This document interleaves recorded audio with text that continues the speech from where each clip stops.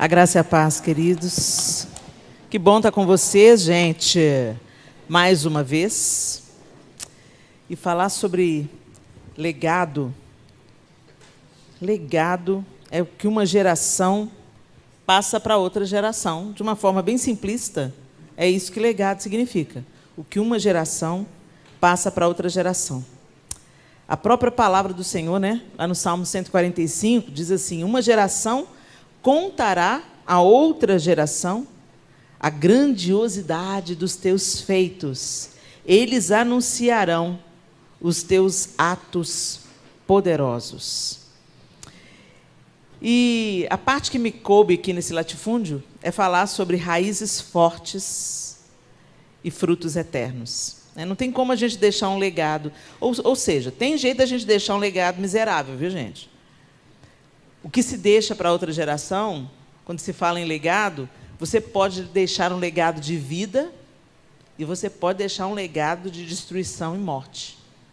Então, que tipo de legado que nós estamos deixando, construindo para deixar, e que tipo de legado que nós estamos recebendo?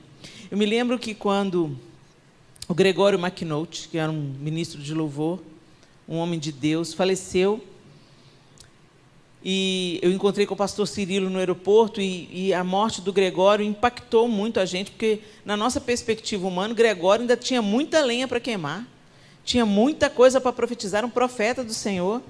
Então, na nossa visão, na nossa perspectiva humana, o Senhor não podia levar o Gregório. O Gregório ainda tinha muita coisa para fazer, muita gente para inspirar, muita coisa para deixar. E eu encontrei com o pastor Cirilo no aeroporto, poucos dias depois da morte do Gregório, e eu virei para o pastor Cirilo e falei assim: pastor Cirilo, o Gregório morreu. E a gente vê ainda, a morte é um intruso, né, gente? A gente não foi criado para morrer. Então, a morte, ela sempre causa um desconforto, mesmo quando a gente tem a esperança da ressurreição, ela sempre causa um desconforto, porque ela é uma intrusa. E o Cirilo, para minha surpresa, sorriu, olhou para mim e falou assim: pois é, Helena, agora todos os dons, todas as habilidades, todas as possibilidades que o Gregório tinha, ele não vai precisar mais. E tudo isso que ele carregava vai ser pulverizado sobre todos aqueles que a vida do Gregório tocou. E eu achei aquela perspectiva tão interessante e tão rica, porque, na verdade, é isso. O Gregório partiu, mas tudo aquilo que ele ensinou, tudo aquilo que ele profetizou, a maneira que ele inspirou as pessoas, foi tudo transferido. Agora tudo foi pulverizado sobre todos aqueles que a vida do Gregório tocou. E eu fiquei pensando sobre isso. E eu fiquei pensando, quando eu partir, o que eu vou deixar? Que tipo de lembrança as pessoas vão ter? Será que elas vão... O que te inspira? O que te motiva? Às vezes você está atravessando um período difícil da sua vida, um período desafiador na sua vida, ou as coisas parecem que estão dando tudo errado, mas aí tem uma pessoa que você conhece, ou que já viveu, ou que ainda vive, e que te mostra que é possível passar pelas adversidades, passar pelos problemas, passar pelas lutas, passar pelas dores, com dignidade, com esperança, com resiliência. O que inspira vocês? Faz uma memória, traz a sua memória aí. O que já inspirou você na sua vida? A vida de alguém, o comportamento de alguém, a reação de alguém diante do luto, diante da dor, diante de uma adversidade, diante do desemprego. Você conhece alguém que teve uma reação que te inspirou, que te motivou, que te deu esperança? Uau, eu quero chegar no nível desse cara aí, eu quero chegar no nível dessa mulher aí, porque, olha, é isso que eu quero para a minha vida. Que tipo de legado que nós estamos buscando, né? O que a gente está buscando? O que nos inspira? O que nos motiva? E o que nós estamos construindo? E aí, quando me passaram esse tema, raízes fortes, frutos eternos, baseado lá em 1 Coríntios 15, 58, você já pode abrir aí a sua Bíblia? 1 Coríntios 15, 58, só para a gente lembrar, eu vou ler na nova versão transformadora, na NVT, diz assim: portanto, meus amados irmãos, sejam fortes e firmes. Trabalhem sempre para o Senhor com entusiasmo, pois vocês sabem que nada do que fazem para o Senhor é inútil. Em outras traduções diz, porque no Senhor o nosso trabalho não é vão. E a gente está vivendo um tempo que as pessoas estão tão abaladas. A geração de vocês enfrenta coisas que a minha geração não enfrentou. Por um lado, foi maravilhoso, gente, para a minha geração, ter menos acesso à tecnologia. Por quê? A gente não ficava dentro de casa. A gente tinha que buscar relacionamento real, olhando no olho.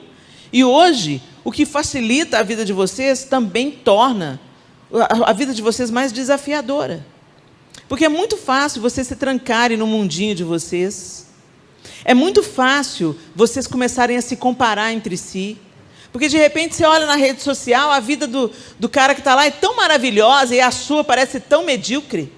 Você olha lá para os modelos irreais, infundados na vida do outro, e, inevitavelmente, rola uma comparação, rola uma pressão.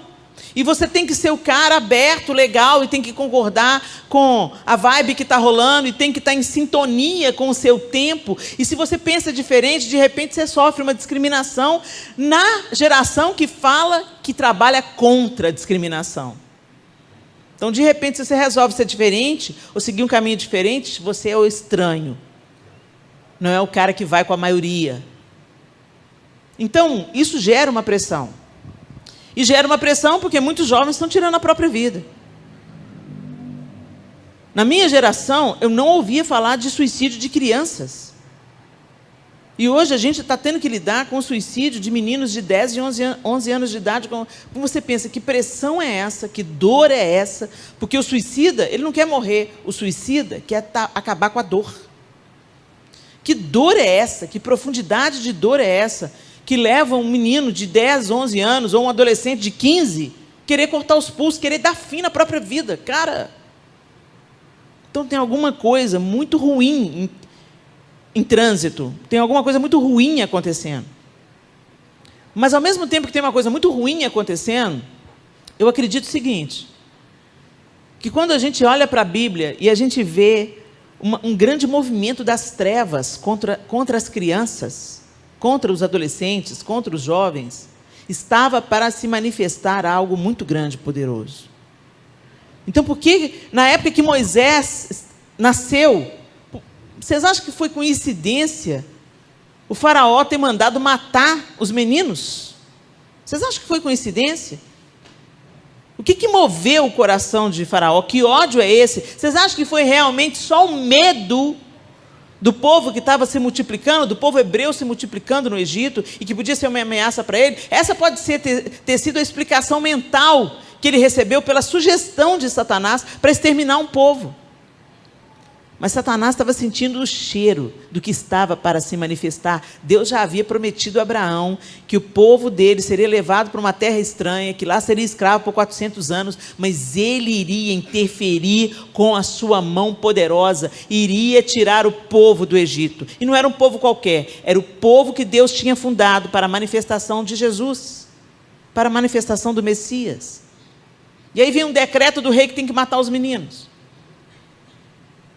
Moisés nasceu, o libertador nasceu. Na época que Jesus nasceu, os bebês, Herodes mandou matar os bebês. Por quê? Porque estava para se manifestar o Messias de Deus.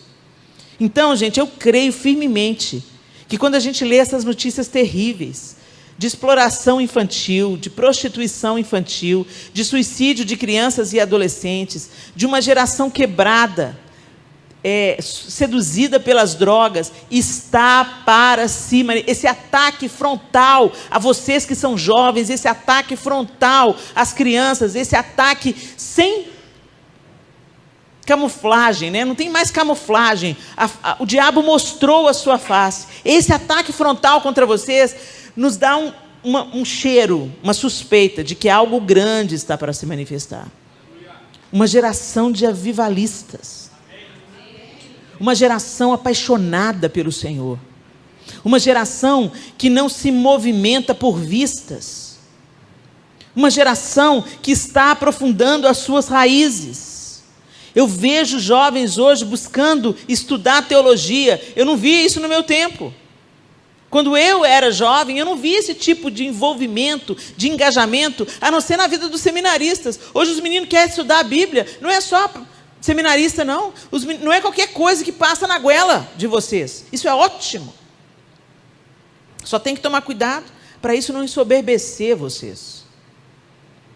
E aí a gente olha para o apóstolo Paulo, falando para a igreja em Corinto, a igreja no geral, escrevendo essa carta aos Coríntios, e especificamente esse versículo: meus amados irmãos, sejam fortes e firmes.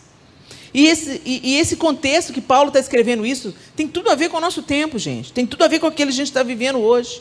Paulo havia fundado a igreja em Corinto, ele tinha sido ajudado por Priscila e Áquila, e ele fundou a igreja ali. Mas depois que ele foi embora, depois que ele deixou a igreja, ele funda a igreja, fica um tempo com a igreja, e depois que ele se retira, depois que ele parte, a igreja começou a desenvolver uns problemas, umas coisas esquisitas.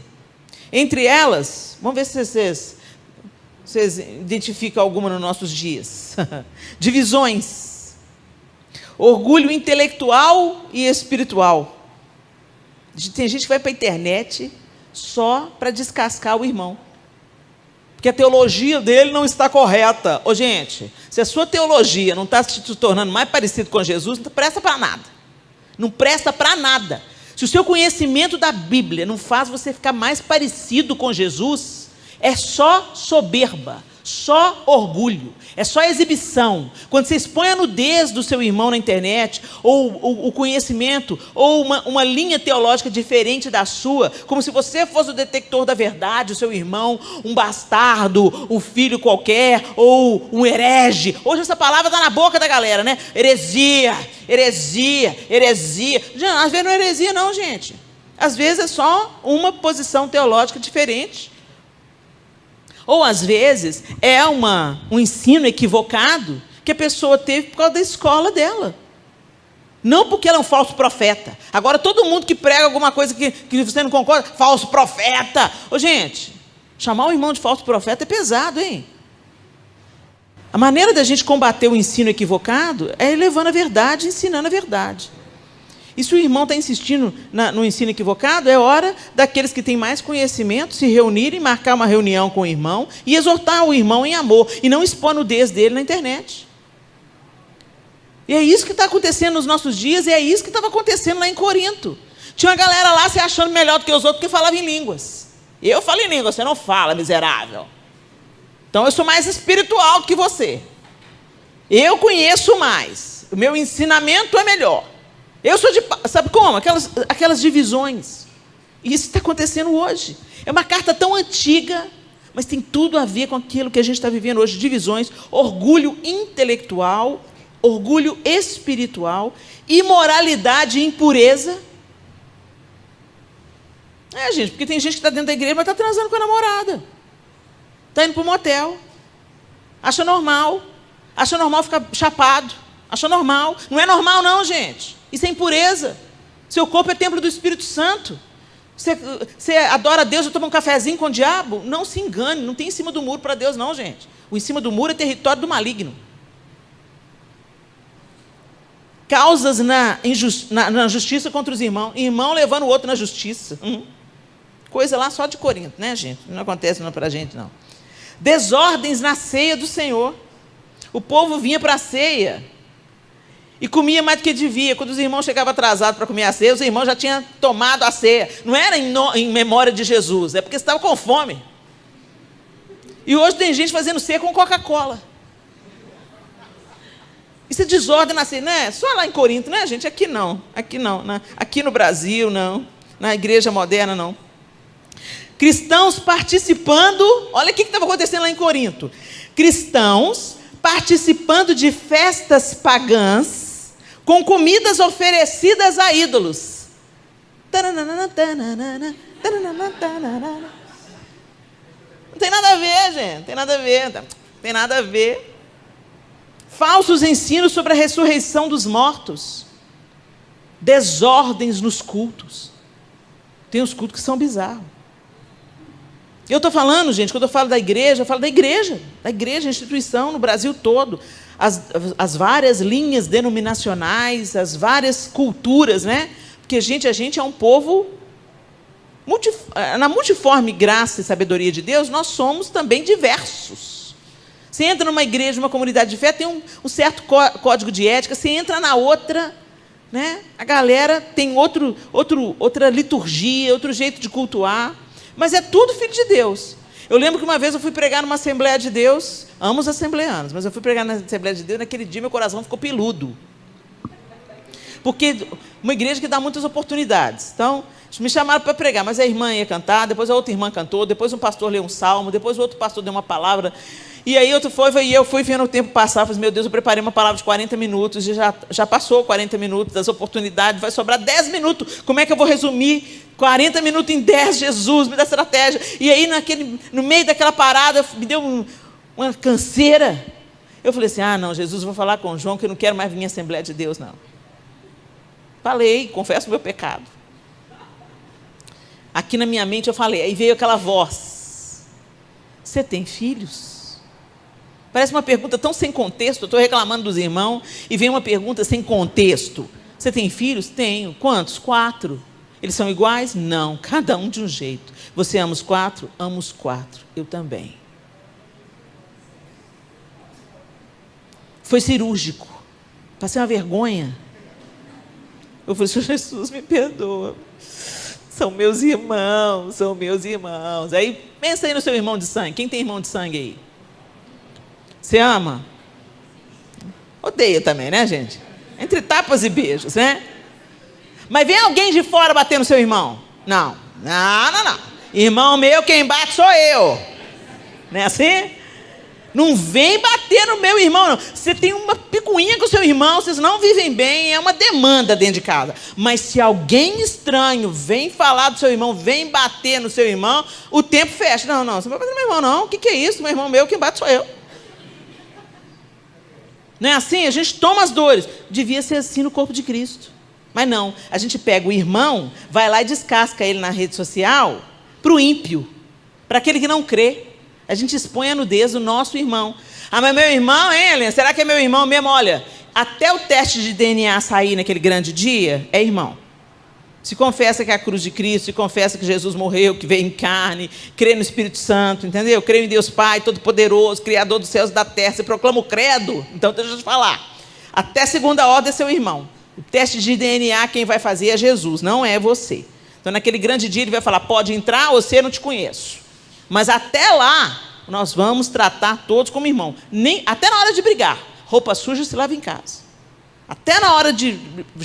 junta 2 ou 3, vai lá exortar o irmão, corrigir o irmão. E é esse problema que estava acontecendo na igreja em Corinto. E Paulo vem para trazer um ensino e para trazer encorajamento. E ele está falando, vocês devem viver de uma forma diferente. E aí, o que Paulo faz? Ele lança os fundamentos primordiais do cristianismo, e ele vai dizendo, ele declara que Cristo é o poder de Deus e a sabedoria de Deus, lá no capítulo 1, no verso 24. Então, o que Paulo começa a resgatar para aquela igreja em Corinto? A justificação por fé apenas, não pelas obras. A incredulidade como um pecado, aquele que é incrédulo peca. A vida santa por meio do poder da graça. Então, a graça me habilita a viver em santidade, a graça não me libera para pecar. A graça me habilita a viver uma nova vida. A real liberdade, através da total submissão a Deus. Ele fala, todas as coisas me são lícitas, mas nem todas me convêm. Então ele está afirmando para aquela igreja que existe uma real liberdade, mas em submissão a Deus. A fé e a oração como recursos poderosos. A soberania de Deus, mesmo em face dos fatos mais negativos. O que ele lança para os coríntios? Raiz. Para a gente deixar um legado, a gente tem que ter raiz. A gente tem que saber quais são as bases. Qual é o alicerce sobre o qual nós estamos construindo uma história? Sobre qual alicerce você está construindo a sua história? Ah, Helena, mas eu sou jovem ainda. Não se engane. O Senhor usa os jovens. O Senhor quer usar. Eu vos escolhi porque vocês são fortes. Mas o que acontece? Um espírito de rebelião, às vezes, toma os mais jovens. E um espírito de egoísmo e manipulação toma os mais velhos. Deus quer que uma geração ande junto com a outra geração. Para a gente transmitir um legado, a gente tem que caminhar junto, a gente não tem que ser rival. E é importante a gente receber da geração antes de nós as bases, a memória daquilo que o Senhor deixou. Uma geração contará a outra geração, a próxima geração, os feitos do Senhor.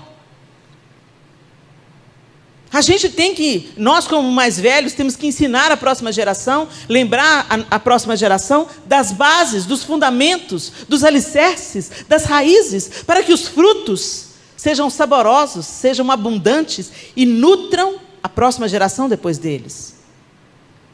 Então você que é jovem, pensa, mas o que eu posso oferecer? Tudo. Você tem juventude, você tem vigor, você tem inteligência, você tem capacidade. E você tem gente mais velha te instruindo. Tem gente mais velha pagando um preço por você. Tem gente mais velha te ensinando. Tem gente mais velha te aconselhando. Como o apóstolo Paulo estava aconselhando aquela igreja nova, aquela igreja neófita, aquela igreja que tinha acabado de nascer, aquela igreja de gentios que tinha acabado de nascer em Corinto. Eles sabiam tão pouco da fé, mas o apóstolo Paulo estava ali para fortalecer as bases, para lembrá-los dos fundamentos. E nós, como mais velhos, nós temos que lembrar a próxima geração dos fundamentos. Mas vocês que são jovens, vocês têm que estar dispostos a aprender. E eu me lembro bem quando eu tinha a idade de vocês. Foi outro dia. E como eu era arrogante. Quando meu pai e minha mãe vinham me aconselhar, eu falava, eu já sei. Eu já sei. Ô fulano, você sabe? Ih, mãe, eu já sei. A gente tem uma coisa que eu acho que é inerente ao jovem, pelo seu vigor, pelo seu entusiasmo, pela sua vontade de desbravar o desconhecido, por essa vontade que a gente tem de dominar o mundo. Junto com isso, no pacote, vem o que eu chamo de arrogância juvenil. Você pensa que você sabe tudo, mas você não sabe. Você pode até saber um tanto de coisa mais do que seu pai e sua mãe. Sabe quando a gente pede assim, aqui, o que é isso aqui nesse negócio aqui? Por que bloqueou? Me ajuda aqui, pelo amor de Deus. Mãe, pelo amor de Deus, mas você não aprendeu isso até hoje. Eu já te expliquei 3 vezes. Não é assim, gente? É fato. Porque vocês vivem uma realidade que nós não vivíamos. Vocês já nasceram com uma placa mãe diferente. A gente está ligado lá na época do... Deixa para lá. Mas tem uma coisa que a gente não ganha intelectualmente. A gente ganha com a vida. Porque eu vivi muito mais anos. Eu escutei muito mais coisas. Eu vi a experiência de muito mais gente. Que você ainda não teve tempo de ver.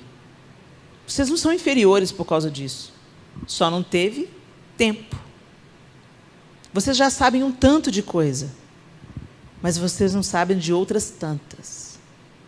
É por isso que o apóstolo Paulo, na carta aos Efésios, ele diz assim, enchei-vos do Espírito, sujeitando-vos uns aos outros no amor de Cristo. Nós precisamos uns dos outros.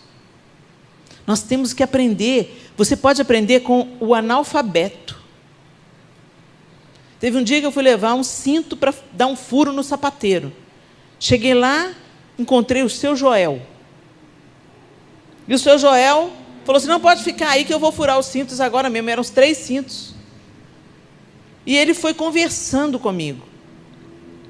Meu Deus, como Deus falou comigo naquela tarde através do sapateiro. Como Deus me ensinou, como Deus me encorajou, como Deus me animou através do sapateiro. Então, aquele que é parecido com Jesus, e esse é o nosso propósito como cristãos,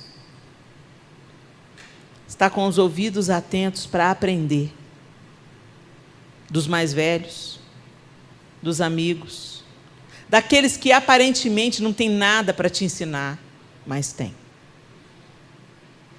Você tem sempre algo novo para aprender. E vai morrer sem saber um tanto de outras coisas.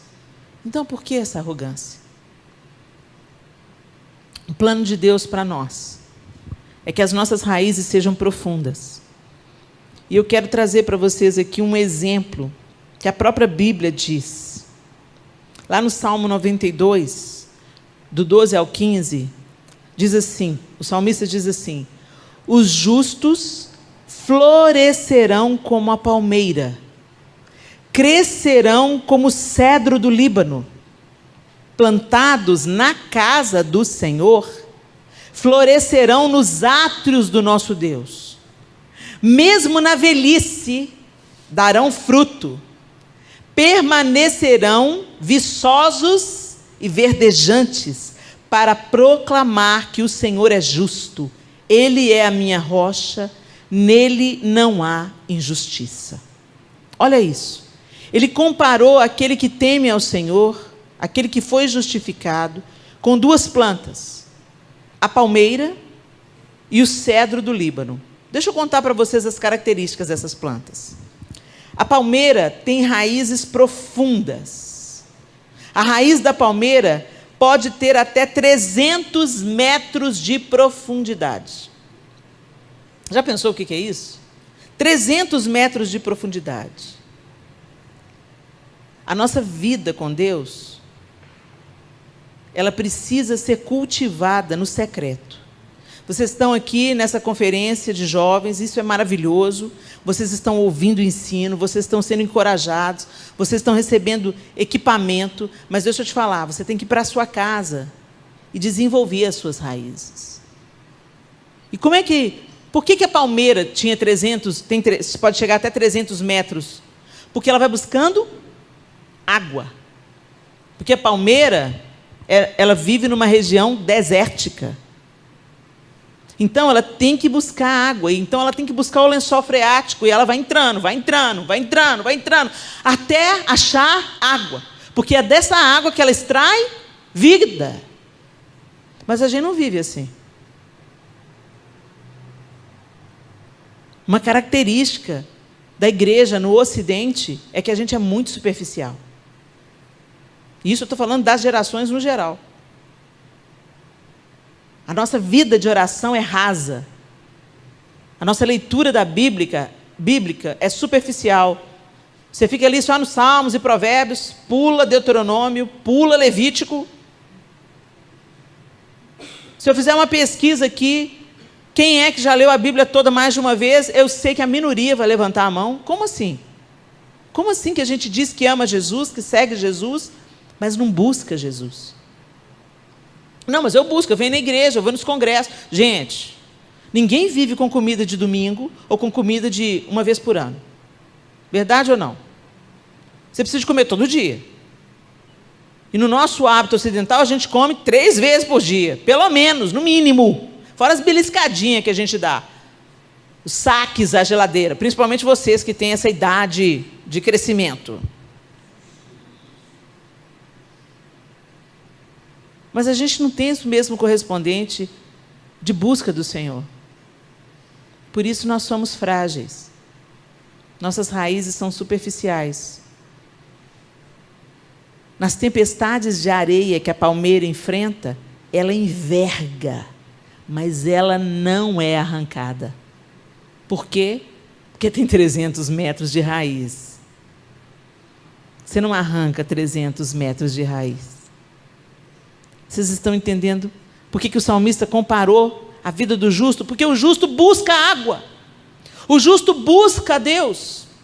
E as raízes vão sendo fortalecidas para você aguentar a faculdade, para você aguentar a pressão do seu tempo, para você aguentar as ideologias fake do nosso tempo. aquilo que parece verdade, mas é uma mentira bem contada. Como é que você rebate isso? Com uma raiz de 300 metros. O vento vem, você enverga. Você pode até ficar inseguro, você pode até duvidar, você pode ter crises de fé, mas você não será arrancado. E a outra planta, olha, gente, mais umas características da palmeira: não se quebra. Ela cresce na vertical e no deserto, suporta ventos de até 150 quilômetros por hora. Se curva, mas não se quebra. E ela só floresce em ambientes quentes. Então, deixa o seu coração aquecido, não fica morno, não. Não fica morno, não. Não deixa esfriar, não. Porque no ambiente quente, aquecido pelo amor do Senhor, pela comunhão dos santos, você floresce. O cedro do Líbano. Olha isso, gente. Nos 3 primeiros anos de vida do cedro, ele cresce 5 centímetros para cima da terra. 5 centímetros. Nos 3 primeiros anos, 5 centímetros para cima da terra. Sabe quanto para baixo? 1,5 metro. Para cada 5 centímetros para cima, 1,5 metro para baixo. Ele chega a 40 metros de altura e 14 metros de diâmetro. É uma árvore frondosa. As rochas não são obstáculos. Quanto mais pedras, mais obstáculos, mais ele vai crescer. É a isso que você é comparado. É a isso que eu sou comparado.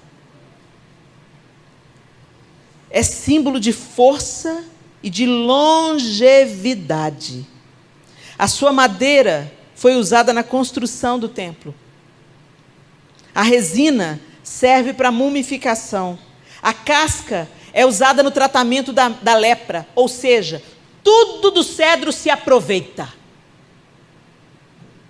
Presta atenção, gente. Você é comparado à palmeira e ao cedro. Será que é isso mesmo? Será que hoje você é um cedro?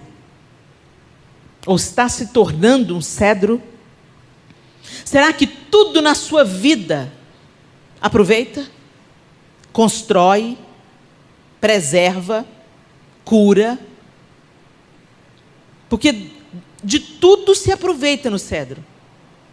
Será que você parece com a palmeira? Vem as adversidades, vem as ideologias, vem a pressão do professor da faculdade, vem a ridicularização dos colegas, mas você enverga, mas não é arrancado. Será que é isso? E é isso que vai deixar um legado para a próxima geração. Não é você ser legal e aceito por todo mundo. Não é você ir com a manada. Não é você fazer o que todo mundo faz. Isso não deixa legado nenhum. Não um legado de vida. Não esperança para a próxima geração. Quer você queira, quer não, tem alguém de olho em você. Em mim, Helena? Mas eu só tenho 18 anos, eu só tenho 19 anos. A próxima geração, a geração antes de você, já está de olho em você. Seu irmão mais novo já está de olho em você. Seu priminho pequeno já está de olho em você. A filhinha da sua vizinha já está de olho em você. Você já é um referencial para alguém? Você já pensa na vida que você está vivendo? Você está construindo alguma coisa para ser passado como um bastão? Ou será que você pensa que é tudo sobre você? Porque essa é mais uma característica de quando a gente é jovem. A gente pensa que o mundo gira a nosso serviço. Essa é uma característica não só dos jovens, mas da imaturidade. Tem gente com 45, 50 anos que só pensa no próprio umbigo. Aí entra a maturidade, não a idade. A vida não gira em torno de você. Por isso que o Pai é nosso. Pai nosso que estás no céu, santificado seja o teu nome. Não é pai meu que está no céu. Gente, hoje a gente vive um evangelho tão autocentrado, tão ególatra. Deus tem que satisfazer os meus planos, Deus tem promessas para mim, Deus tem promessa para você e tem promessa para quem está do seu lado aí, ó. Você não é melhor do que ninguém, não. Deus vai agindo no coletivo. Ele está trabalhando com você, e Ele está trabalhando com a sua família, e Ele está trabalhando com o seu colega de escola, Ele está trabalhando na faculdade. Sabe como, gente? Deus não dá ponto sem nó. Ele não trabalha só comigo.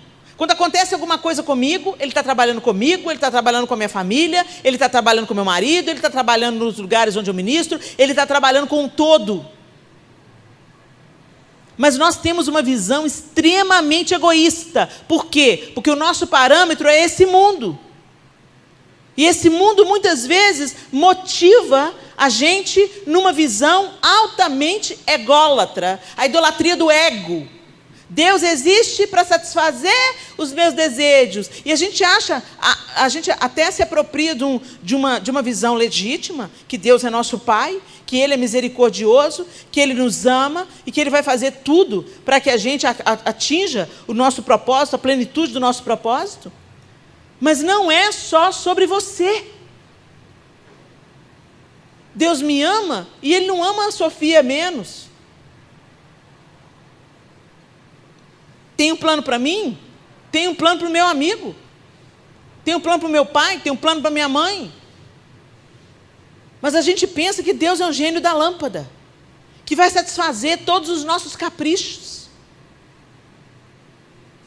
A gente pede para Deus, para Ele, Deus nos atende, Deus faz do jeito que eu quero, Deus manda aquele rapaz, nossa, aquele rapaz é tão lindo, quero casar com ele, Deus, sabe? Gente, é muito importante nós buscarmos a vontade de Deus para nós, mas é sempre bom a gente lembrar que não é só sobre nós. Até o nosso casamento não é só sobre uma união romântica com o homem da nossa vida ou com a mulher da nossa vida. O casamento tem que glorificar a Deus. O nosso casamento tem que ser um luzeiro aceso para mostrar para o mundo que Deus construiu a família. O nosso casamento tem que ser a junção de dois cedros que produza muita sombra, para que as pessoas venham se abrigar sobre essa sombra. Não é só sobre Hollywood, não é só sobre um sonho romântico, é permanecer quando tudo estiver ruim, porque é para a glória de Deus, é perseverar até que a primavera volte, porque é para a glória de Deus, não é para satisfazer-me romanticamente. E a gente tem a gente vive no fantástico mundo de Bob, querendo um casamento romântico, e a gente põe a música lá do filme, e a gente, que linda essa música, ele é lindo, ele é maravilhoso, no primeiro ano de casamento está querendo matar um ou outro. E chega para o pastor e fala assim, o amor acabou. O amor jamais acaba, porque o amor é a firme decisão de tratar o outro do jeito que você quer ser tratado. Mas nós somos trabalhados em Hollywood, seriado. Como é que chama a novela lá? Dorama. Todo mundo dorameiro. Ele é lindo, ele é maravilhoso.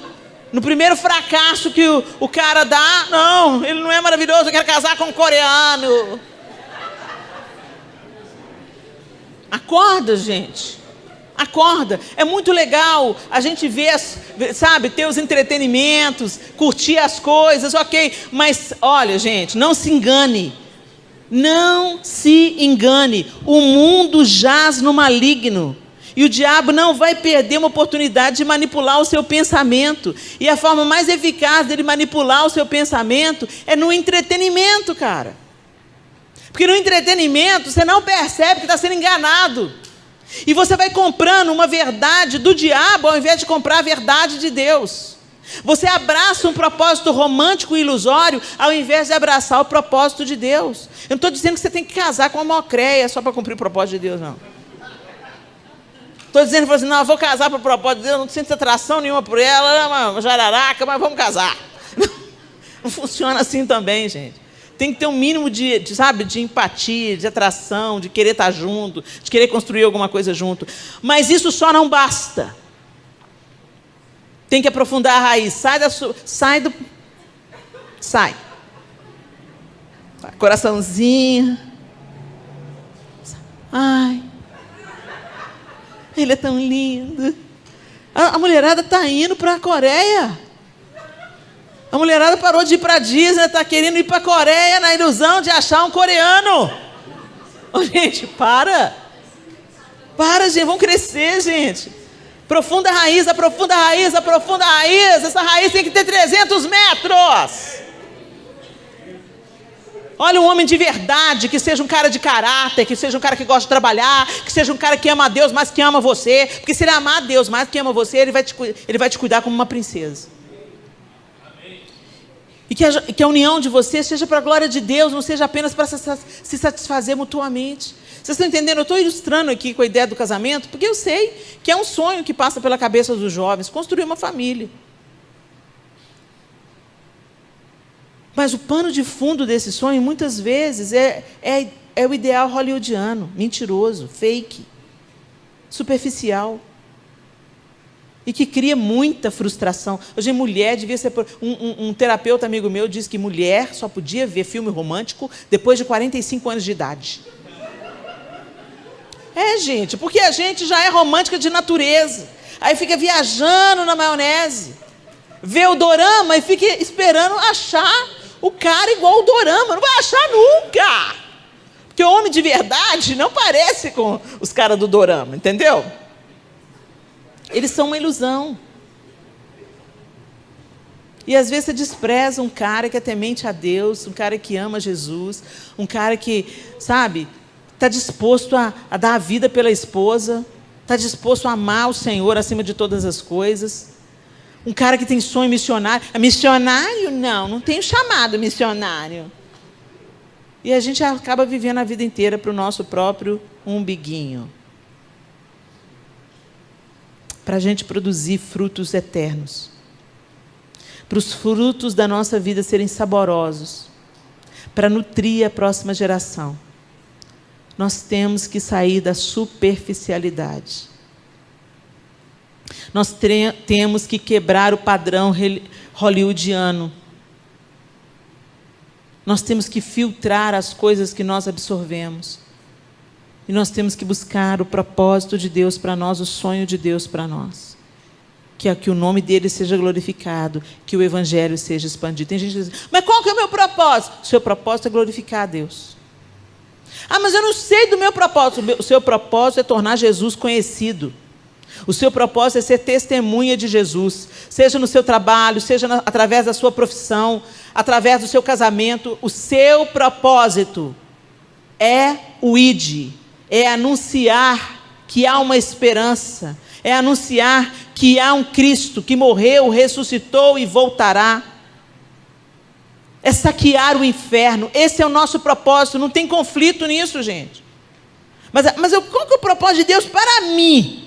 O mesmo que é para o seu irmão, o mesmo que é para a igreja do Senhor.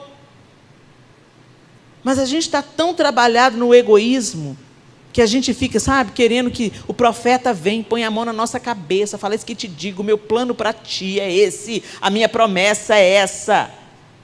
E a gente faz as listas para Deus. Não estou dizendo que a gente não pode fazer listas para Deus, não, gente. Faz lista para Deus, porque Deus é Pai. Deus é Pai de verdade. E até os nossos rabiscos Ele entende. Quando os meus filhos eram pequenos, rabiscava um negócio que eu precisava de tradução. Que lindo! Fala para a mamãe, o que você desenhou? Aí tinha um rabisco assim, é um pato. Aí eu punha uma setinha, pato. Para eu não esquecer. E com Deus é a mesma coisa. Ele nos ama. É claro que Ele quer o melhor para nós. Mas nem tudo vai ser fácil. Nem tudo é um caminho de flores. Nem todas as nossas vontades vão coincidir com a vontade de Deus. Vocês estão entendendo? E aí a gente tem que acreditar que o propósito de Deus é melhor do que o nosso, que o caminho de Deus é mais elevado que o nosso, que Ele nos ama tanto, que Ele não vai fazer nada para nos prejudicar. É confiar, mergulhar e deixar que o Senhor aprofunde nossas raízes. que a gente saia da superficialidade. O apóstolo Paulo estava convidando os coríntios a sair daquela meninice, a sair daquela disputa de poder, a sair daquela vaidade. Eu sou mais espiritual, eu falo em línguas. Qual é o dom que você tem? Eu não tenho. Eu falo em línguas. Com escândalos na ceia, com tanta meninice, que tinha o poder de destruir a igreja em Corinto. Então, vocês que são jovens, não desprezem o conselho de quem já viveu mais do que vocês. Vocês sabem quem é sério em Deus. Idade, gente, infelizmente, não é garantia. Eu conheço uns cabeça vazia de 50 anos. Idade não é garantia. Mas você sabe quando uma pessoa é madura na fé. Quando ela tem uma fé consistente. Quando ela passa pelas tribulações e permanece fiel. Quando ela passa pelas lutas e sai lá do outro lado. Quando ela permanece em pureza, mesmo quando as tentações vêm. Você sabe até entre vocês, jovens, quem é o crente mesmo e quem é aquele que está assim, Jesus, será? Aquele que fica flertando com o mundo. Você sabe. Você que está assim flertando com o mundo, firma o toco. Acorda para a vida. Porque o diabo não está querendo te arranhar não, bebê. Ele está querendo te matar. Então acorda para a vida. Agora, vocês que estão aí procurando se firmar na presença de Deus, buscando ao Senhor, escuta os conselhos dos mais velhos. Procura as pessoas maduras. E busquem estratégias em Deus para aprofundar as suas raízes. Melhora a sua vida devocional. Mergulha nas Escrituras Sagradas. Estuda. Não vai ler para dar o check no devocional, para falar para os seus amigos, eu fiz o devocional. Não, gente, é entre você e o Espírito Santo de Deus. Quem está apaixonado, lê as cartas de amor. Quem está apaixonado, lê as cartas de amor até querer entender o que está nas entrelinhas. Quem está apaixonado quer conversar todo dia. E nós precisamos de nos apaixonar pelo Senhor. Porque são os apaixonados pelo Senhor que deixam um legado de vida. Que deixam um legado de fé. De resiliência, de caráter, de integridade. É quem permaneceu no meio da tempestade. É quem curvou, mas não quebrou. É quem não foi arrancado na tempestade de areia. E é quem floresceu, frutificou, deu sombra. A característica do cedro do Líbano, quanto mais pedra, mais forte ele cresce. Quanto mais obstáculos no solo, mais fortes as raízes são. As dores que vêm na nossa vida não são para nos destruir, são para nos fortalecer. Então não seja mimimi não, gente.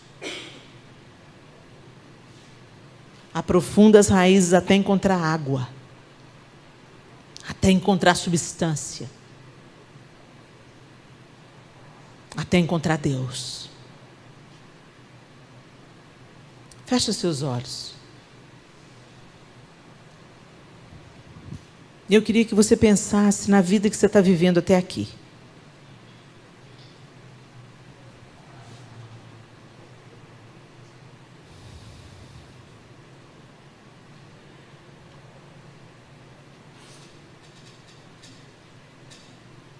Muita gente passou por esse púlpito,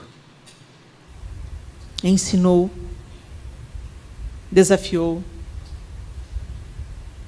despertou vocês.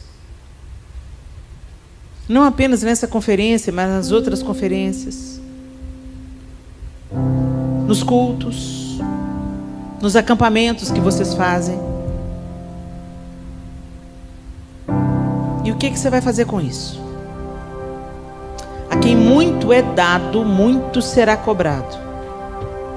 Vocês têm o privilégio que muitos jovens da idade de vocês não têm em países onde a igreja é perseguida.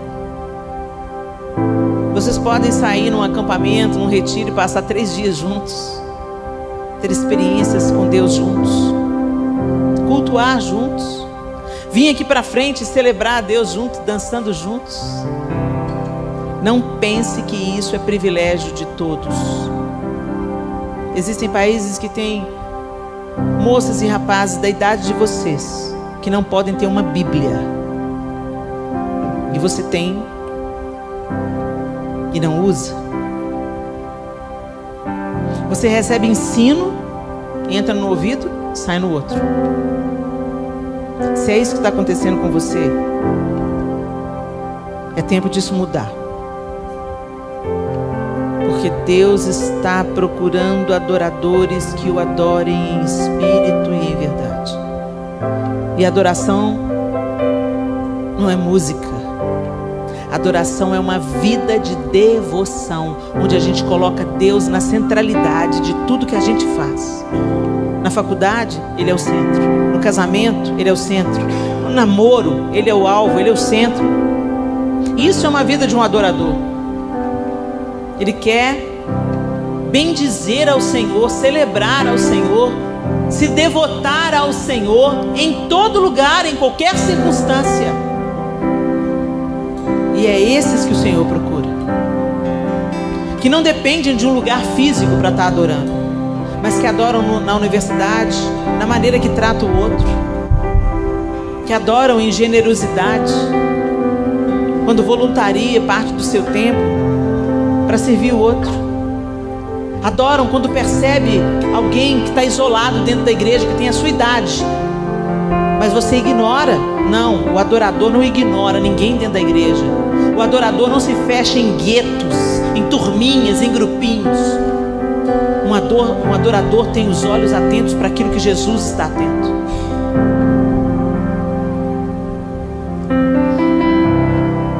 Aprofundar raízes é fundamental.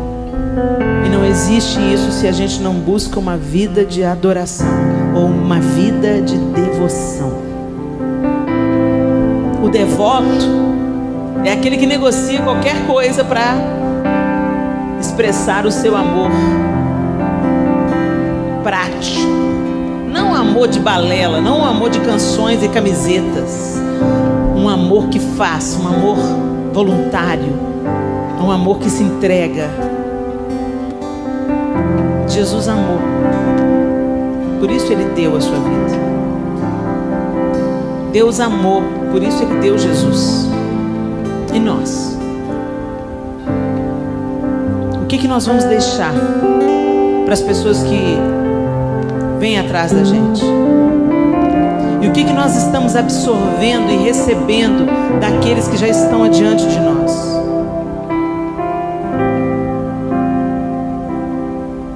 Quantas coisas os seus pais te ensinam e você ignora? Não é à toa, gente, que a Bíblia manda a gente honrar pai e mãe, não. Eles podem não ser perfeitos, mas até quando você honra um pai e uma mãe meio doido, Deus vai te honrar, Deus vai te proteger, Deus vai te respaldar e te livrar. Ele não falou para a gente honrar um pai legal, um pai santo, um pai cristão. Ele falou para honrar pai e mãe. E a sua obediência traz a bênção do Senhor sobre você. A gente fala de legado. Legado começa em casa. Você pode ter líderes proeminentes, pessoas que te influenciam, pessoas que te inspiram. Eu fico pensando no legado do Timothy Keller. Meu Deus, quantos livros, quantos ensinamentos, quantas coisas lindas que aquele homem deixou, quanta instrução, quanta devoção ao Senhor, que refletiu em material rico de conhecimento. Mas o maior legado, certamente quem honrou foi a sua família, seus amigos mais próximos, sua igreja. A gente precisa de ser bênção e dar ouvidos àqueles que estão mais próximos de nós. Paulo era como um pai para a igreja em Corinto. Por isso ele tinha que corrigir. Ele fundou a igreja em Corinto. Por isso ele precisava de exortar. Ele precisava de cuidar da criança. E muitos daqueles coríntios rejeitaram a exortação de Paulo, mas muitos abraçaram e permaneceram. A correção, quando ela é feita, ela não produz alegria, mas se você recebe, ela produz frutos. Então, quando se fala em raízes profundas, isso começa no seu relacionamento com Deus, que cura os outros relacionamentos. E os nossos relacionamentos mais próximos são nossos pais, nossos irmãos de sangue, nossos irmãos na comunidade de fé onde nós nos reunimos, nossos líderes nessas comunidades de fé. Que a gente não espere a perda, o luto, a morte para receber ensinamento, influência, oração. Sabe, a gente tem que aprender, a gente, a pedir bênção para os pais de novo. Essa geração perdeu isso. Você já pensou que coisa linda? Bênção, pai. Bênção, mãe. Que alegria quando os meus filhos falam. Um dos meus filhos fala: a sua bênção, mãe. Eu falo: Deus te abençoe, meu filho. A sua bênção, meu pai. Deus te abençoe, meu filho. A sua bênção, vô. Deus te abençoe. Gente, as palavras lançadas não são em vão.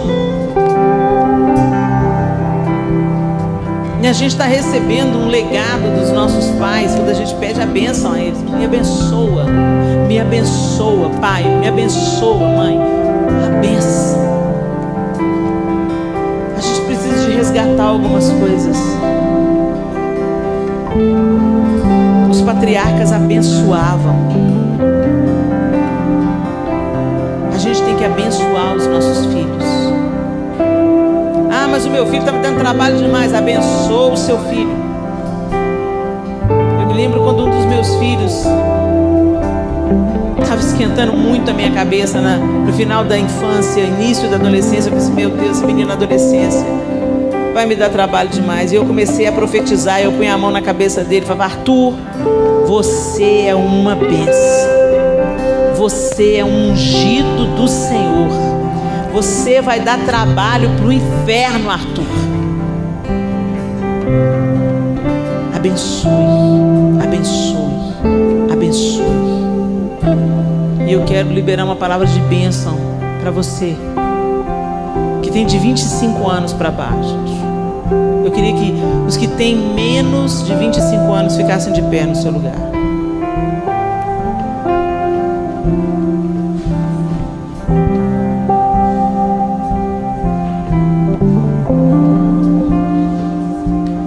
Eu quero dizer para vocês: vocês não são uma geração Nutella. Vocês são fortes. Vocês são destemidos. Vocês são ousados em Deus. Vocês são focados. E eu ministro sobre vocês temor do Senhor. Que o temor ao Senhor tome o coração de vocês em nome de Jesus. Que a reverência ao Senhor não se aparte de vocês. Que vocês sejam filhos e filhas obedientes aos seus pais. Que toda rebelião, mentira do inferno, falsa ideologia, que ela não entre no coração de vocês. Que vocês sejam blindados pelo Espírito Santo de Deus, separados para serem influência na sua geração, avivalistas, intercessores, missionários e profetas. Vocês são como flechas, e nós dessa geração, da minha geração, liberamos vocês para avançar contra o inferno, para prosperar contra o inferno, para se tornarem, em nome de Jesus, anunciadores das boas novas, em ousadias, dons, maravilhas e curas. Curas vão ser liberadas para as mãos de vocês. Vocês vão impor as mãos sobre os doentes e eles serão curados em nome de Jesus. Eu libero uma palavra de bênção sobre vocês, de prosperidade espiritual sobre vocês. Vocês vão além da minha geração. O nosso teto será o chão de vocês. Vocês vão ser em ousadia, vocês vão crescer, mas em humildade. Vocês terão cheiro de Jesus, vocês terão o coração alinhados ao coração de Jesus. Eu abençoo vocês, eu libero vocês junto com a minha geração que está aqui também, impondo as mãos. Nós como pais, nós como líderes, nós como profetas dessa geração, liberamos vocês para irem além, para conquistarem no reino de Deus, para avançarem em humildade, em mansidão, em ousadia, em autoridade, para a glória de Deus, em nome de Jesus. Eu profetizo em nome do Pai, em nome do Filho e do Espírito Santo. Amém e amém. Receba o que foi liberado sobre vocês. Avancem. Estejam com os ouvidos atentos. Se assentem para sentar com pessoas que já viveram mais tempo que vocês. Inclinem os ouvidos de vocês ao conhecimento de Deus. Temam ao Senhor.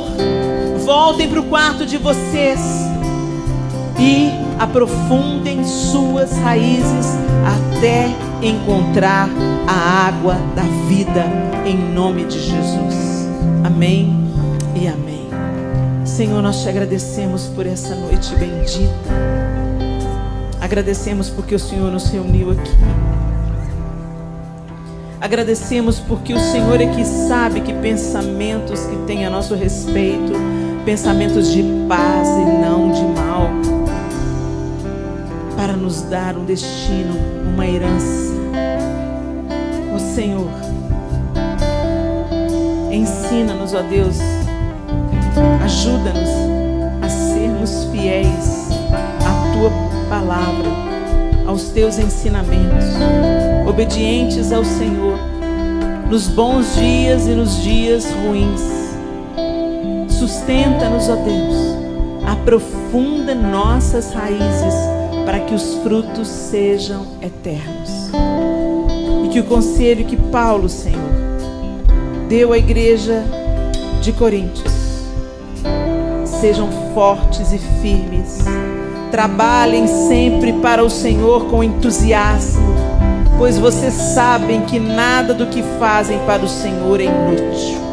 Que esse conselho seja gravado hoje no nosso coração.